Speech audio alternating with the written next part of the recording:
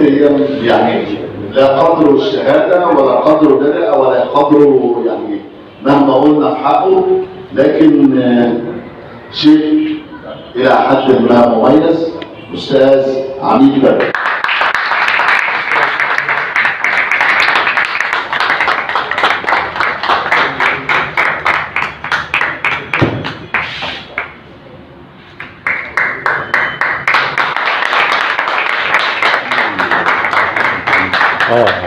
زي ما قلت الايقونه والراجل اللي ورا الدنيا دي كلها ورا الجماليات اللي احنا بنشوفها، كل حاجه حلوه بنحاول نحس بيها من خلال العمل او من خلال الفريق.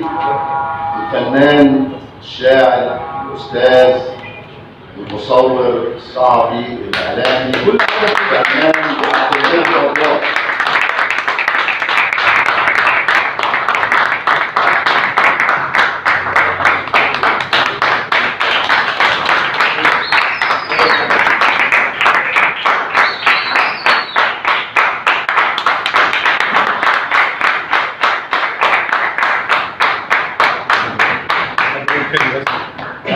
أقدم بس رباعية كده شعر كده للسادة الحضور. طبعا مش هسيب الحد اللي أنا شفته دوت أقول لهم إيه؟ الحب مش كلمة جرت فوق اللسان، ولا عمر كان وقتي وتبقى آخرته نسيان. في ناس مش عايشة قلوبها من حجر صوان، هي السما من غير قمر. مين اللي قال الحق؟ اللي ما شاف الجمال عمره ما كان إنسان، عمره ما كان إنسان. شكرا.